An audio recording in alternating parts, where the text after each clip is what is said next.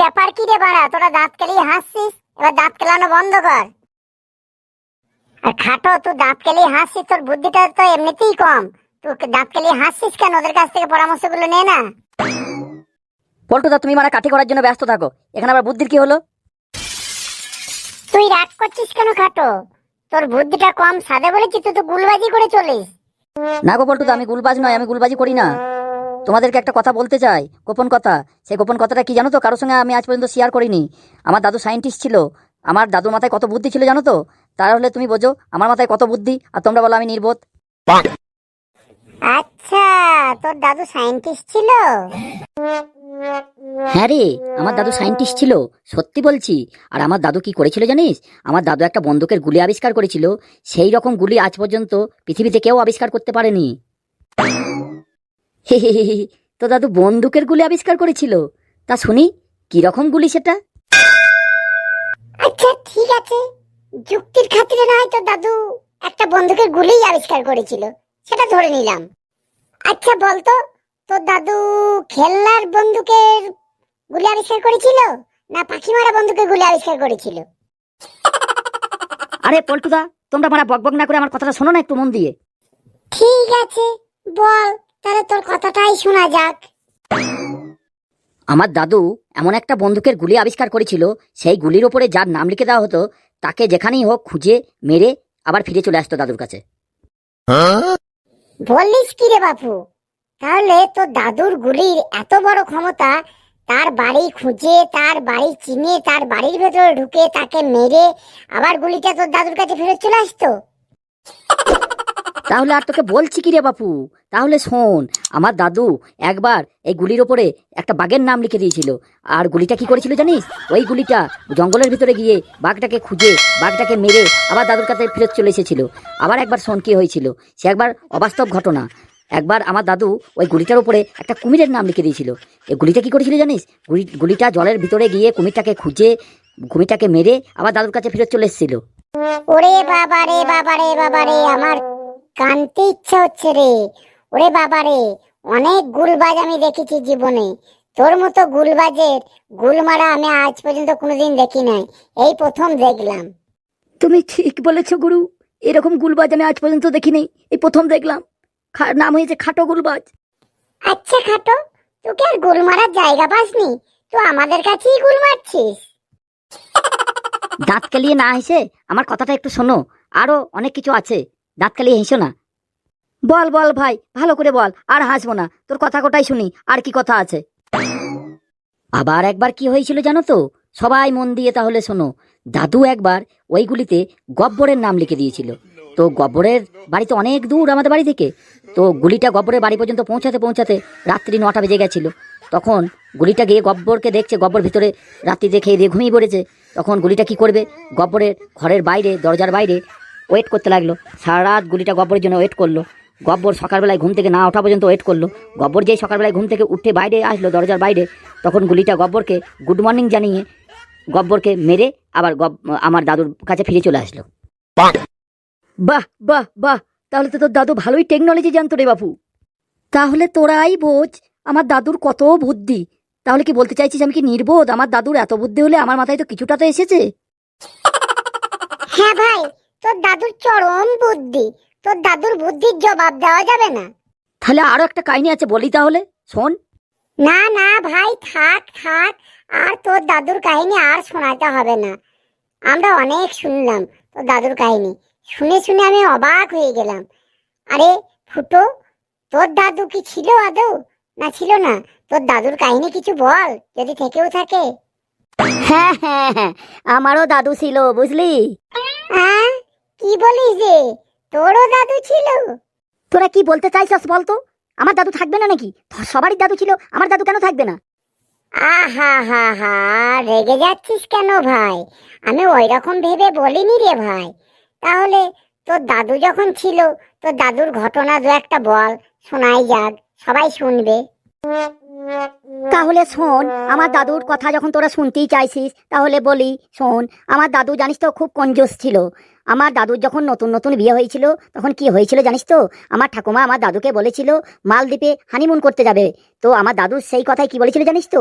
মালদ্বীপ অনেক দূর, অনেক খরচ, দুদিন গেলে ডবল খরচ হবে, তা তুমি একাই যাও, হানিমুন করে এসো। তাহলে তো ঠাকুমার সাথে হানিমুন করতে কে গেছিল? হানিমুন তো আর একা হয় না। খাটো রে, ওই রকম কথা বলিস না রে। ছি ছি ছি, খুব খারাপ লাগে। আর ও জানবি বা কি করে ও ঠাকুমার সঙ্গে কে হানিমুন করতে গেছিল? ও ঠাকুমা কি ওকে বলেছে নাকি যে ও ঠাকুমার সঙ্গে কে হানিমুন করতে গেছিল?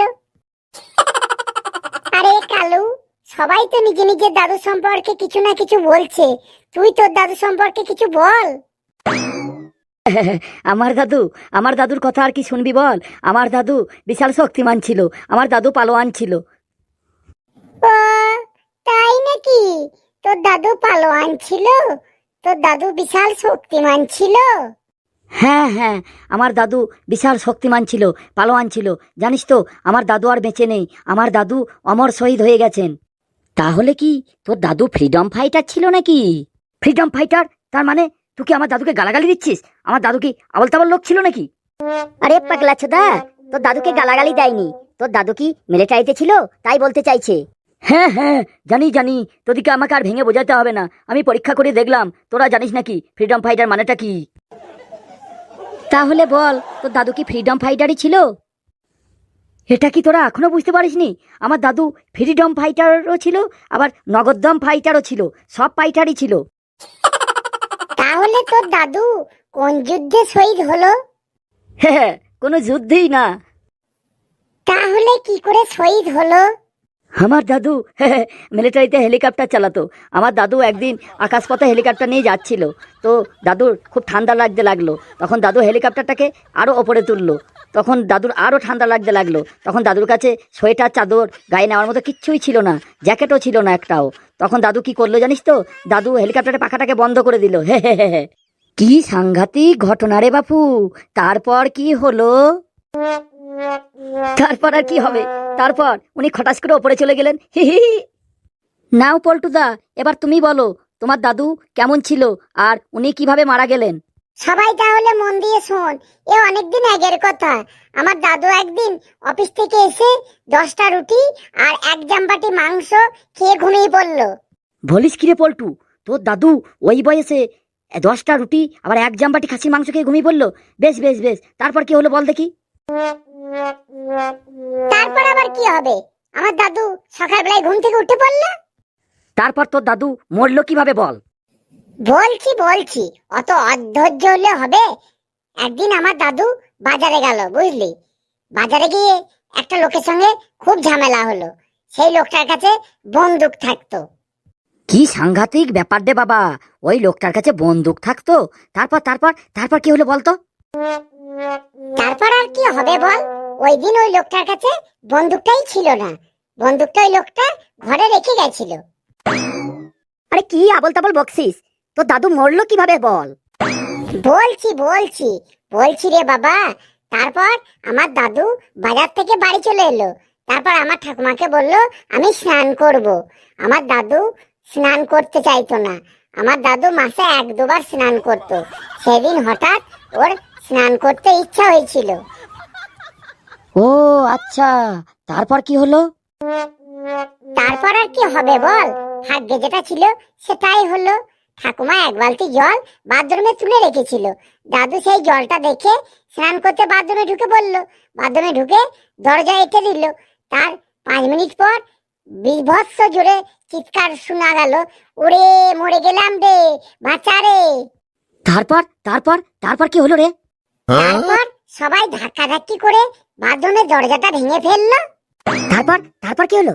তারপর আমার দাদু খুব রেগে গিয়ে বলল, বাথরুমের ভেতরে ন্যাংটো হয়ে দাঁড়িয়ে আছি, কেউ গামছাটা তো কেউ নিয়ে আয়, আমার খুব শীত লাগছে। ধুর ধুর ধুর, তুই কি যে বলস? তোর দাদু কি মরলো কিভাবে? তুই শুধু এইটুকু বল, তোর দাদু মরলো কিভাবে? আরে তুই তাড়াতাড়ি বল না, তোর দাদু মরলো কিভাবে?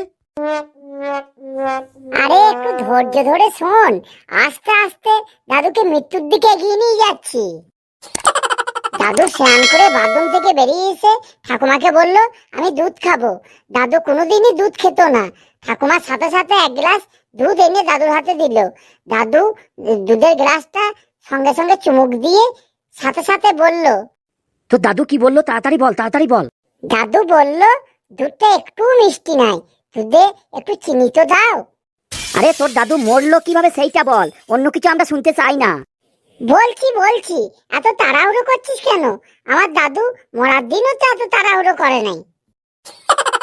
তারপর আর কি হবে বল ভাই, তা সে সাংঘাতিক ব্যাপার হলো। দুধটা খাওয়ার পরেই আমার দাদুর গা দিয়ে অজস্র ঘাম ঝরতে শুরু করলো। এত ঘাম ঝরলো, এত ঘাম ঝরলো যেন নদী বয়ে গেল। তারপর আমার দাদু নিজে থেকেই বলল, আমার মনে হচ্ছে স্ট্রোক হবে, আমাকে শহরের কোনো ভালো একটা হসপিটালে নিয়ে চল। তারপর তারপর তারপর কি হলো? তারপর আর কি, শহরে হসপিটালে যাওয়ার জন্য একটা টোটো ডাকলাম। টোটোটা বসে বলল, আমি শহরে হসপিটালে যাওয়ার জন্য 500 টাকা নেবো, আর আমাদের বাড়ি থেকে বললো 200 টাকা দেবো। এইভাবে টোটোওয়ালা বলে 500 টাকা, আমাদের বাড়ি থেকে বলে 200 টাকা। টোটোওয়ালা বলে 500 টাকা, আমাদের বাড়ি থেকে বলে 200 টাকা। এইভাবে 5-2 করতে করতে সব শেষ হয়ে গেল। তাহলে কি হইলো রে, তোর দাদু কি মারা গেল? না না, টোটোওয়ালা 300 টাকায় রাজি হয়ে গেল। আরে ভাই, তোর দাদু মরলো কি করে সেটা তো আগে বল। তারপরে 10 কিলোমিটার যাওয়ার পরে দাদু জোরে জোরে পিছনে সিট থেকে চেল্লাতে লাগলো, এই দাঁড়া দাঁড়া। তারপর কি হলো, তারপর কি হলো? তারপর আর কি হবে বল ভাই, রাস্তার ধারে তালতাড়ি বিক্রি করছিল। দাদু সেই টোটো থেকে নেমে বলল, আমি তালতাড়ি খাবো। তারপর কি হলো? তারপর দাদু ওই তালতাড়ি 2 গ্লাস খেয়ে টোটোতে উঠে ঘুমিয়ে পড়ল। তাহলে কি তোর দাদু ওই ঘুমিয়ে ঘুমিয়ে মারা গেল? তারপর আমরা হসপিটালে নিয়ে গেলাম। হসপিটালে গেটে ঢুকতেই ডাক্তার দেখে বলল, কি বললো ডাক্তার, কি বললো? ডাক্তার বলল, উনি একদম সুস্থ, ওনার কিছুই হয়নি, উনি ঘোড়ার মতো পড়ে পড়ে ঘুমাচ্ছেন, ওনাকে বাড়ি নিয়ে যান।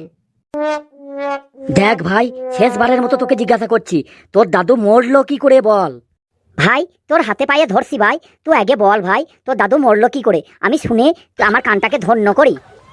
হ্যাঁ হ্যাঁ, আমার দাদু মরবে কেন, আমার দাদু এখনো বেঁচে আছে, আমার দাদু 100 বছর বাঁচবে। তোরা আমার বন্ধু নামে কলঙ্ক, আমার দাদুকে মারতে চাইছিস, তোরা এখনই এখান থেকে বেরিয়ে যা, আমার চোখের সামনে থেকে বেরিয়ে যা, নাহলে লাদ মেরে তাড়াবো।